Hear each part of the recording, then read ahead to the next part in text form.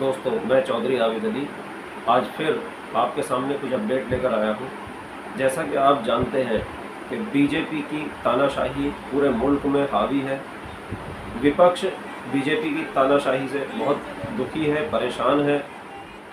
BJP के नरेंद्र मोदी की तानाशाही इतनी बढ़ चुकी है कि अगर कोई आदमी नरेंद्र मोदी के खिलाफ आवाज़ उठाता है, नरेंद्र मोदी के भ्रष्टाचार के खिलाफ आवाज़ उठाता है, उसको जेल में डाल दिया जाता है। कि इसी तानाशाही के खिलाफ आज दिल्ली के रामलीला मैदान में इंडिया गठबंधन, जो विपक्षी पार्टियों का एक गठबंधन बना है इंडिया गठबंधन के नाम से, उस गठबंधन की एक बहुत बड़ी जनसभा हुई, एक रैली हुई, जिसमें इंडिया गठबंधन से जुड़े हुए सभी दलों ने शिरकत की।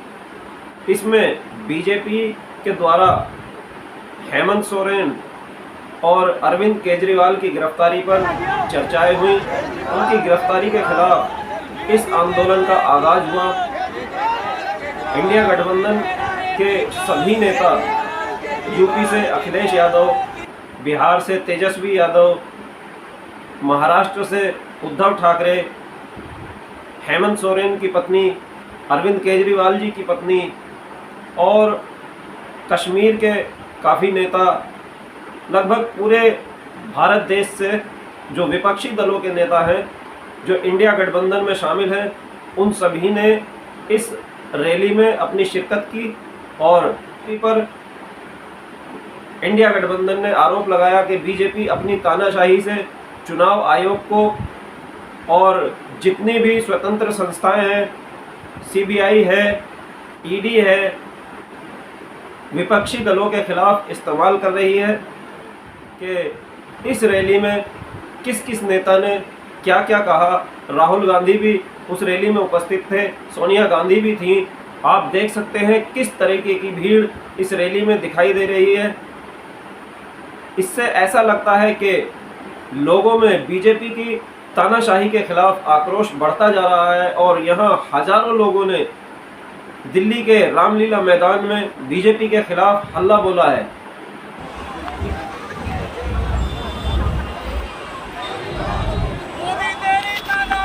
नहीं चलेगी, नहीं चलेगी। मोदी तेरी तानाशाही नहीं चलेगी, नहीं चलेगी। इंडिया गठबंधन जिंदाबाद, इंडिया गठबंधन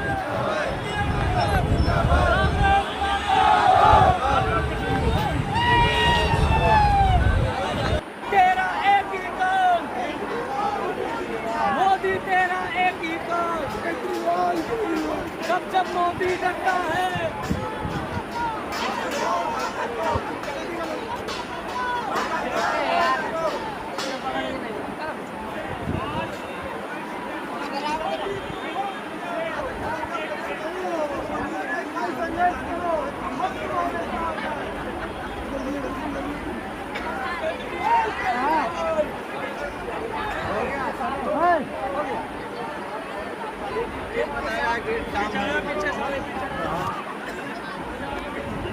इस रैली को संबोधित करते हुए कांग्रेस के राहुल गांधी ने नरेंद्र मोदी सरकार पर आरोप लगाया है कि नरेंद्र मोदी चाहते हैं कि विपक्ष को दबाकर चुनाव लड़ा जाए, विपक्ष इस चुनाव को ना लड़ पाए।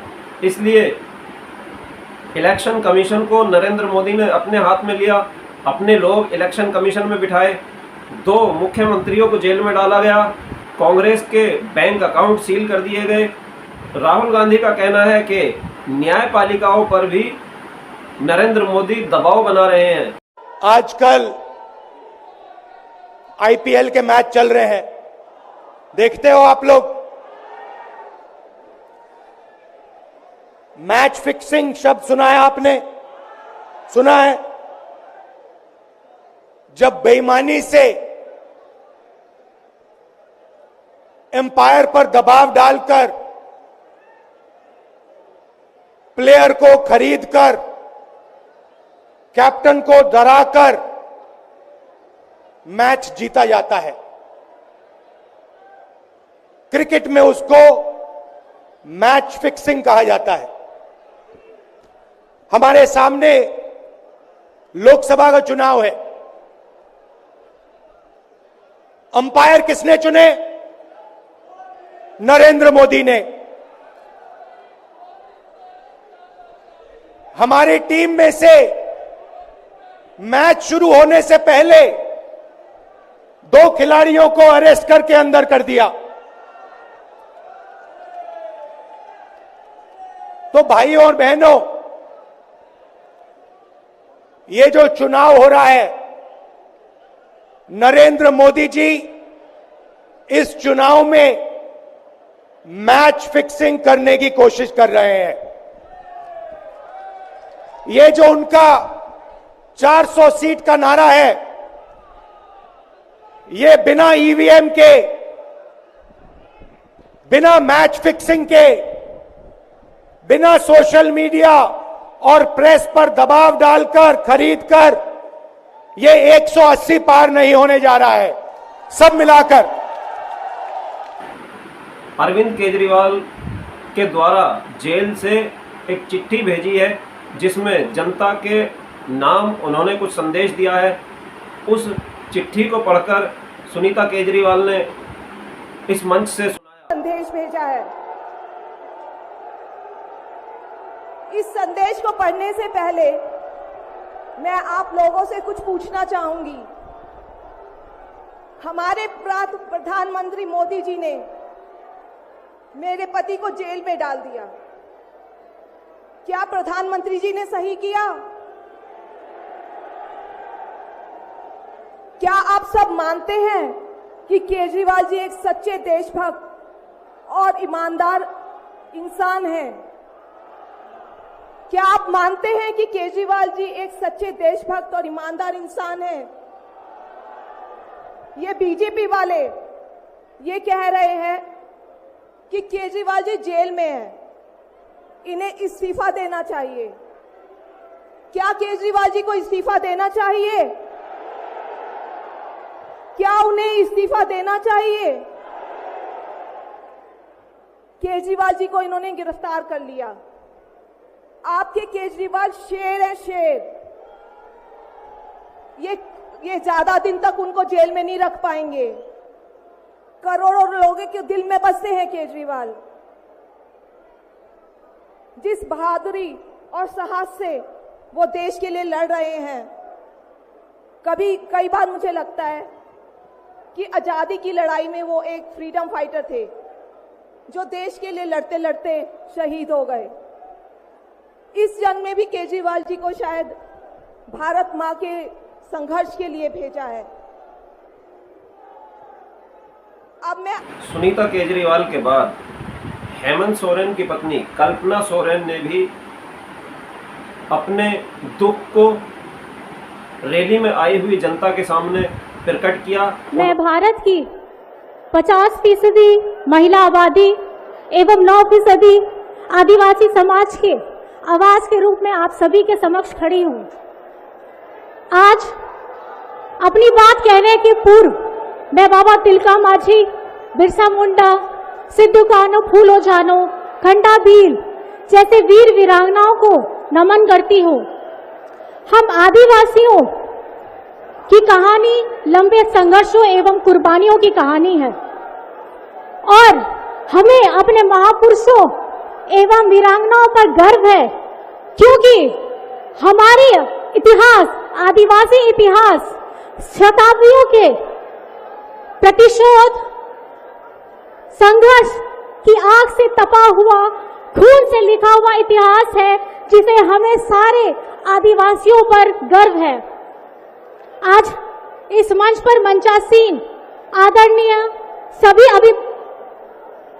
माननीय गण को और खासकर हमारे साथी आम आदमी पार्टी के नेता कार्यकर्ता गण, खास करके सुनीता मैम जी को और यहाँ उमड़ा ये जन सैलाब, आप सभी को हूल जोहार है।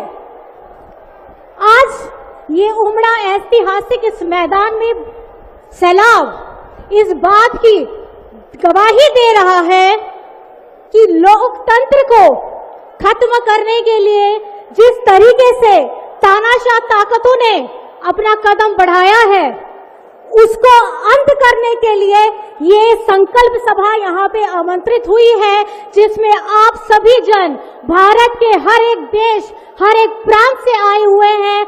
आप सभी को को बहुत बहुत शुक्रिया।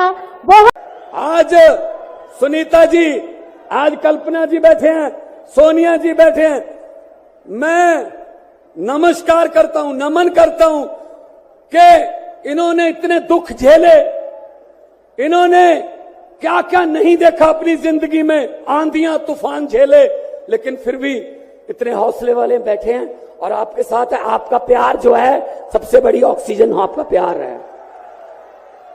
ये तालियां किसी को ऐसे नहीं मिलती, किसी को दिहाड़ी दे के मोदी मोदी करवाना बहुत इजी है।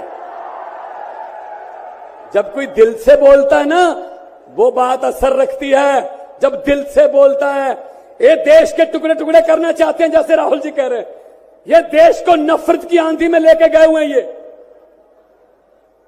ये सीएए लेके आए, मैं पार्लियामेंट में था, मैं एमपी था तब।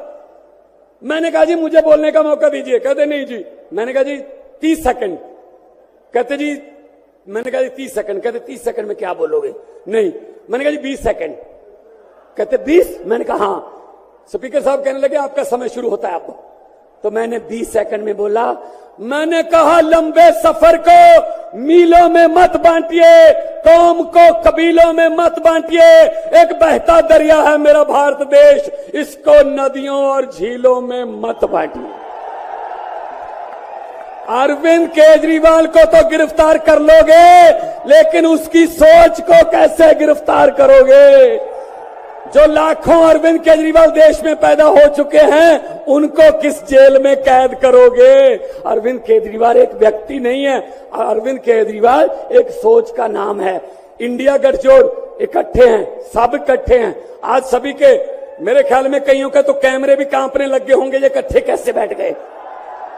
ये चाहते नहीं हम इकट्ठे बैठे, कभी ये इधर से कभी। कंस राज आप लोगों ने देखा होगा, जब जब कंस को किसी से तकलीफ होती थी, डर लगता था, तब तब जेल में लोगों को बंद कर दिया जाता था। लेकिन जेल जाने से यहां कोई डरने वाला नहीं है। कितने लोगों को जेल भेजोगे? लेकिन जब जनता जब जवाब देगी, जब वोट का चोट दीजिएगा, तो मोदी जी हाथ मलने का काम करेंगे, सत्ता से बेदखल हो जाएंगे। इसलिए ये अपनी ताकत को पहचानिएगा। सब लोग चुनाव के समय आप सब लोग पोल कीजिएगा, वोट दीजिएगा, लोगों को भी वोट दिलाने का काम कीजिएगा। और आप लोगों ने गोविंदा का फिल्म का एक गाना सुना होगा कि तुम तो धोखेबाज हो, वादा करके भूल जाते हो। रोज रोज मोदी जी तुम ऐसा करोगे, रोज रोज मोदी जी तुम ऐसा करोगे, जनता जो रूठ गई तो हाथ मलोगे। अरे तुम तो धोखेबाज हो, वादा करके भाग जाते हो। तो आप इंडिया गठबंधन की 5 सूत्री मांगे भारत के चुनाव आयोग को लोकसभा चुनावों में समान अवसर सुनिश्चित करना चाहिए। दूसरी मांग, चुनाव आयोग को चुनाव में हेराफेरी करने के उद्देश्य से विपक्षी राजनीतिक दलों के खिलाफ इनकम टैक्स, ईडी और सीबीआई द्वारा की जाने वाली बलपूर्वक कार्रवाई को रोकना चाहिए। तीसरी मांग, श्री हेमंत सोरेन एवं श्री अरविंद केजरीवाल जी की तत्काल रिहाई की जाए।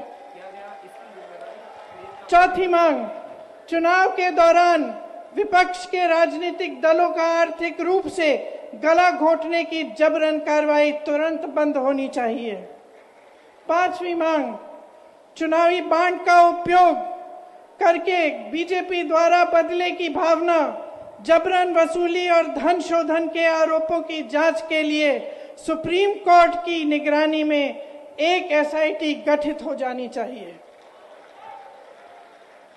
बीजेपी शासन द्वारा पैदा की गई अलोकतांत्रिक बाधाओं के बावजूद इंडिया गठबंधन लड़ने, जीतने और हमारे लोकतंत्र को बचाने के लिए दृढ़ और आश्वस्त है। जुड़ेगा भारत, जुड़ेगा भारत, दोस्तों, क्या वाकई बीजेपी जो है विपक्ष को दबाकर देश में चुनाव लड़ना चाहती है? क्या विपक्ष को कमज़ोर करने के बाद बीजेपी सत्ता में आना चाहती है? क्या बीजेपी के जो ये हमले विपक्ष के नेताओं पर हो रहे हैं, जो भी नेता बीजेपी के खिलाफ बोलता है उसको उठाकर जेल में डाल दिया जाता है, और जो नेता चाहे वो कितना भी बड़ा भ्रष्टाचारी क्यों ना हो, अगर वो बीजेपी में शामिल हो जाता है तो वो वॉशिंग पाउडर में धुलकर बिल्कुल पाक और साफ हो जाता है। उस पर ना कोई मुकदमा चलता है, ना उसके यहाँ ईडी जाती है, ना उसके यहाँ सीबीआई जाती है, ना उसके दफ्तरों को सील किया जाता है। इससे तो यही जाहिर होता है कि बीजेपी सिर्फ उन लोगों पर दबाव बनाना चाहती है जो बीजेपी के सामने डटकर लड़ना चाहते हैं, बीजेपी को चुनाव में चुनौती देना चाहते हैं, बीजेपी के खिलाफ, बीजेपी की जो नीतियां हैं उनके खिलाफ बोलना चाहते हैं। बीजेपी ने इतना बड़ा इलेक्टोरल बॉन्ड का घोटाला किया है, उस पर कोई चर्चा देश की मीडिया नहीं करती, उसके खिलाफ ईडी सीबीआई नहीं जाती, उसकी जांच ईडी और सीबीआई नहीं करती है। बदले में विपक्षी पार्टियों के नेताओं को ईडी और सीबीआई परेशान करती है। चुनाव आयोग भी इस पर कोई संज्ञान नहीं लेता है। सुप्रीम कोर्ट के जो चीफ जस्टिस है चंद्रचूड़, उन्होंने कुछ एक्शन लिया, लेकिन अभी तक इलेक्टोरल बॉन्ड का कोई भी रिजल्ट सामने नहीं आया है। कितना घोटाला उसमें हुआ है, कितना चंदा बीजेपी को गया है, कुछ भी अभी स्पष्ट रूप से सामने नहीं आया है। बीजेपी उस पर कुछ भी बोलने के लिए तैयार नहीं है। अपने घोटालों पर बीजेपी चुप्पी साधे हुए बैठी है, विपक्ष को परेशान कर रही है। आप मेरी इन बातों से कितना सहमत हैं, कमेंट बॉक्स में जाकर कमेंट ज़रूर करें। वीडियो पसंद आई हो तो वीडियो को लाइक करें, मेरे चैनल को सब्सक्राइब करें, वीडियो अपने यार दोस्तों को शेयर करें।